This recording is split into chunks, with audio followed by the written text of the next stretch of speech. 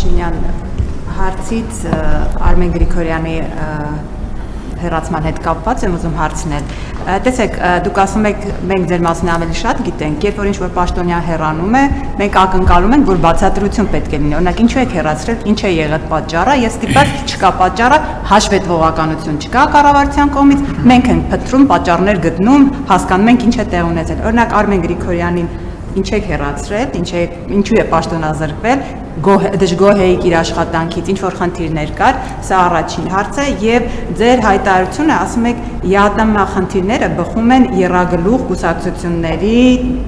ղեկավարներն են, այսինքն պատճառը ԵԱՏՄ խնդիրների։ Մի քիչ բացենք, էլի ինչն է պատճառը, այսինքն ԵԱՏՄ խնդիրներն առաջացել այդ կուսակցության կամ այդ ուժերի ղեկավարները զանգել են Ռուսաստան, Պուտինին ասել են խնդիրներ ստեղծեք հայ արտադրողների համար, ոնց է այդ մեխանիզմը գործում, եւ բուն հարցը դուք ԵԱՏՄ նիստին եմ ուզում անդրադառնալ, գնացիք եւ խոսեցիք այն մասին, այն խնդիրների մասին, որը Հայաստանում ներկայացրել էիք, որ խնդիր կունենա նաեւ ԵԱՏՄ այլ երկրները։ ԵԱՏՄ այլ երկրների ղեկավարները նստած են, բոլորը անհաղորդ են ձեր այդ հայտարարությանը, որևէ ձևով չանդրադարձան, այսինքն նրանց չի մտահոգում ձեր նշած այդ փաստարկները, այսինքն իրենք խնդիր չեն տեսնում, որ այ ԵԱՏՄ-ի հետ կապված Հայաստանը խնդիր ունի, ինչ որ բարի իրենք հետ կունենան։ Սա ինչ է նշանակում, պարոն Փաշինյան, արդյոք իրականում խնդիրը ոչ թե ԵԱՏՄ-ի մեջ է, այլ խնդիրը մեկ այլ տեղ է եւ արդյոք դուք փորձել եք ռուսական կողմից, որտեղ մեծ համար պարզվում է ԵԱՏՄ-ն զուտ ռուսական շուկան է։ Արդյոք Ռուսաստանի պաշտոնյաները ինչ որ ձևով բացատրել են, թե կամ ձեզ դուք ասում եք ակնկալում եմ, որ էքսկլյուզիվ հարաբերություններ պետք է լինեն։ Դուք բացատրել եք եւ ընկալում կա ամեն դեպքում, որ այդ էքսկլյուզիվությունը այլևս չի լինելու։ Ինչ են անդադ իրենք կրկնում, որ դուք պետք է հարակվե անեք, որպեսզի իրենք հասկանան, այդ էքսկլյուզիվը վերածվել է թե ոչ։ Բայց անկեղծ ասած ես զարմացած եմ հատկապես ձեր վերջի հարցի վրա, որովհետեւ այդ թվում ԵԱՏՄ ելույթում ես այդ հարցերին անդրադարձել եմ։ Այո, ասել են, որ մենք պետք է այլընտրանքներ ձևավորենք եւ ասել են, որ կա ընկալում, որ մենք այդ այլընտրանքը չպետք է ձևավորենք կամ պետք է մի այլընտրանքից հրաժարվենք, նոր մյուս այլընտրանքը ձևավորենք։ Մենք ես դրա հետ համաձայն չեմ։ Հիմա տեսեք, դե որ դուք ասում եք, որ ԵԱՏՄ ներկայացուցիչները նստած էին եւ խնդիր չունեն, իմ ելույթի ժամանակ էլ էին նստած եւ իմ ելույթին էլ չանդրադարձան, այդ թվում Ռուսաստանի Ես էլ կասեմ լռությունը համաձայնության նշան է, այսինքն իրանք անհամաձայնություն չունեին այդ ելույթի հետ եւ թեզերը ամբողջությամբ կիսում էին, այսինքն մեկնաբանության հարց է, ինչպես ձեր վերած փաստարկը կյանքի իրավունք ունի, այնպես էլ իմ վերած փաստարկը, բայց խնդիրը հետեւյալն է, մենք ինչ ենք ասում, էլի ասում եմ, ես ինչ եմ ասում զարմացած եմ, որովհետեւ նախորդ բրիֆինգներին ես այդ հարցերին անդրադարձել եմ, Ռուսաստանի Դաշնության մեր գործընկերները շատ թափանցիկ ձևով ասում են հետեւյալը, ասում են, հիմա դուք ասել եք, ընդունել եք օրենք եւ ասել եք, որ նաեւ այդպիսի այլընտրանք եք ձևավորում ձեզ համար, չեմ իրենք ակնկալում են, որ մենք հիմա կատարենք ընտրություն երկու այլընտրանքների միջև։ Մենք ասում ենք, եւ ես էլ իմ ելույթում յատում, ասում ենք, մենք քանի դեռ այն երկրորդ այլընտրանքը ձևավորված չի, մենք չենք կարող ընտրություն կատարենք։ Եվ իմ ամբողջ ելույթը ԵԱՏՄ-ի դրան էր նվիրված։ Ես ասում եմ, հիմա մենք ոնց հանրաքվե անենք Հայաստանը Եվրամիություն, թե ԵԱՏՄ, որովհետև հանրաքվե անելու համար պետք է նախընտրական քարոզարշավ անել, չէ՞։ Այդ նախընտրական քարոզարշավի ժամանակ մարդիկ հարցեր են տալու, չէ՞։ Այդ երկրորդ այլընտրանքը գոյություն չունի։ Եվ մենք հանրաքվե ապագայում անպայման կանենք, բայց դա տեղի կունենա այն բանից հետո, երբ որ մենք պաշտոնապես առնվազն նախ մենք ինստիտուցիոնալ առումով որոշակի նախապատրաստական աշխատանքներ արած լինենք, երկրորդն էլ դիմաց լինենք Եվրոպական միությանը անդամակցության հարցով պաշտոնապես դիմաց լինենք, որ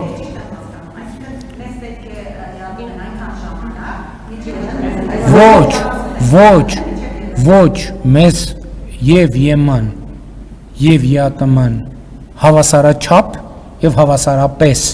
պետք է այնքան ժամանակ, մինչեւ մենք մեր հանձնառությունը այլընտրանքներ ձևավորելու կատարած կլինենք եւ մեր ժողովուրդը ընտրություն կկատարի նրանցից որևէ մեկի օգտին։ Իմիջիայլոց կարա ընտրությունն էլ, ուրիշ ընտրությունն էլ կա։ Այս մենք երկուսը նշում ենք, կա երրորդ ընտրությունը, որ կարող է երրորդ նախաձեռնությունը լինի ոչ ԵԱՏՄ, ոչ ԵՄ, ոչ են ենք ուզում, ոչ են ենք ուզում։ Բայց իսկ ով ասել, որ բոլորը պարտադիր ինչ որտեղ գնում, կարա այդ երրորդ տարբերակն էլ լինի։ Իմ խնդիրը հետևյալն է, եւ ես ասում եմ, իհարկե ասում եմ, որ ԵԱՏՄ հայտնի ղեկավարի ասածը տենց ինչ որ դեր ունեցել է, բայց խնդիրն են չի, որ մի քաղաքական գործիչ մի բան է հայտարարել, Հայաստանի Հանրապետությունն էլ դրան արձագանքում է, այսպես ինչպես ընդունված է ասել, over react անում։ Խնդիրը այդ ելույթը չի։ Խնդիրը այդ ելույթի տակ ընկած ընկալումն է, որը ի վերջո մենք պետք է հարգելի գործընկերներ իրար աչքերի մեջ նայենք եւ ասենք այն, որ այն ինչ որ Բելարուսի նախագահ ասել է, դա եւ Եվրասիական տնտեսական միության անդամ մի շարք երկրների ընկալումն է Հայաստանի Հանրապետության մասին, խորը ինստիտուցիոնալ ընկալումը, եւ դա անհարգալից ընկալում է։ Եվ այդ ընկալումը ինչի վրա է եղել։ Այդ ընկալումը եղել է հիմնված է եղել նրա մասին, դե որ Հայաստանը դե Ղարաբաղի կոնֆլիկտը կա, Ադրբեջանի հետ կոնֆլիկտը կա, Թուրքիայի հետ կոնֆլիկտը կա, այդ թշնամությունները անհաղթահարել են, ուրեմն իրանք փախնելու տեղ չունեն։ Իրանց ոնց ուզենք դենց կարանք վերաբերվենք։ Բայց ինչի է այս խոսակցությունը բացվել խաղաղության միջավայրում եւ խաղաղության պայմաններում։ Բայց որ ես ասում եմ, որ Ղարաբաղի հարցը լծակ էր, բարան էր կամ թոք էր կամ թակարդ էր, ես բառեր ասեցի տենց ամեն բառ իր արձագանքին, բայց ինչ նկատի ունեի։ Հենց սա նկատի ունեի։ Հայաստանի ժողովուրդը ընտրության իրական իրավունք չի ունեցել, որովհետև Հայաստանի ժողովրդին անընդհատ առաջնորդել են դեպի թակարդներ։ Հիմա մենք ուզում ենք Հայաստանի ժողովրդի համար ստեղծենք այլընտրանքներ, որպեսզի ժողովուրդը ինքը ընտրի, կընտրի ԵԱՏՄ-ն, ուրեմն կլինենք ԵԱՏՄ, կընտրի ԵՄ-ն, բայց պետք է այդ ընտրությունը հասունացած լինի, որովհետև մենք չգիտենք դրա իրատեսականությունը եւ ճանապարհային քարտեզը որն է, ուրեմն կգնանք այդ ճանապարհով, կընտրի երրորդ ճանապարհը, որ ոչ այնտեղ, ոչ այնտեղ, ուրեմն կընտրի այդ ճանապարհը, բայց նույնիսկ այսօր մենք չենք դադարում 4-րդ այլընտրանքի շուրջ մտածելու, 5-րդ այլընտրանքի շուրջ մտածելու, որովհետև չպետք է լինի որևէ իրավիճակ, երբ որ որևէ մեկը ասի, որ Հայաստանը գնալու տեղ չունի, Հայաստանը ոչ մեկին պետք չի։ Մենք գործնականում ապացուցեցինք, որ Հայաստանը պետք է շատերին որպես միջազգային հանրության պատասխանատու գործընկեր եւ շատ կարեւոր երկիր։ Մենք ապացուցեցինք, որ Հայաստանի Հանրապետությունը ծայրագավառ չէ, Հայաստանի Հանրապետությունը խաչմերուկ է Հարավային Կովկասի հետ միասին,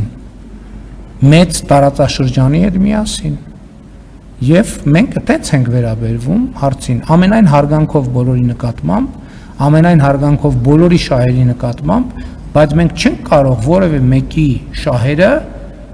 վեր դասել մեր պետական շահերից։ Մենք չենք կարող իհարկե նաև արհամարանքով վերաբերվել կամ կամահարանքով վերաբերվել որևէ մեկի շահերին, դրա համար մենք փորձում ենք բոլոր հարցերը համբերատար, առանց էսկալացիաների, առանց նյարդի, հանգիստ համբերատար քննարկել լուծել։ Ինչքան ենք քննարկելու, այնքան ինչքան պետք է, մինչև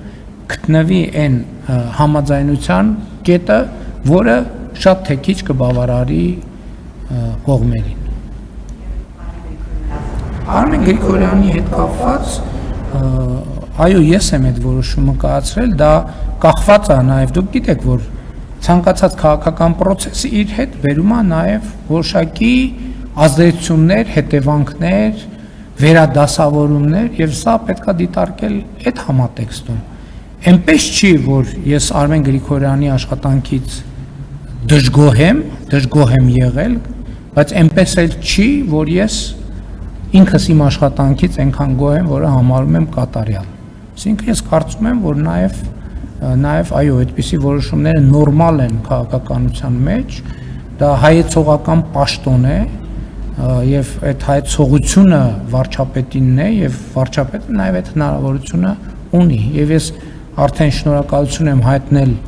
Արմեն Գրիգորյանին, անվտանգության խորհրդի քարտուղարի պաշտոնում, ըստ էության 8 տարի այդ պաշտոնում աշխատել է, շնորհակալ եմ նրա կատարած աշխատանքի համար եւ Արել Սիմոնյանին էլ հաջողություն եմ մաղթում անվտանգության խորհրդի քարտուղարի պաշտոնում եւ հույս ունեմ նաեւ որ Արմեն Գրիգորյանի ներուժը, փորձը, որ այս ընթացքում ձեռք է բերել, դուք գիտեք որ նա ներգրաված է եղել շատ կարեւոր գործընթացներում, ես հույս ունեմ որ մենք դեռ առիթներ կունենանք նրա փորձառությունը օգտագործելու Հայաստանի Հանրապետության պետականության կայացման եւ զարգացման գործում, ընդ որում եթե նույնիսկ մասնավոր հատվածում լինի, ես համոզված եմ, որ ոլորտից եւ այդ բովանդակությունից շատ հեռու չի գնա, որովհետեւ ենթադրում եմ, որ դա շարունակելու է մնալ իր հետաքրքրությունների ոլորտում։ Հարգելի գործընկերներ, մեր ժամանակը սպառվեց, ով հաջորդ բրիֆինգը կսկսենք այն գործընկերներից, ովքեր այս անգամ չհասցրին հարցեր տալ։ Շնորհակալ եմ։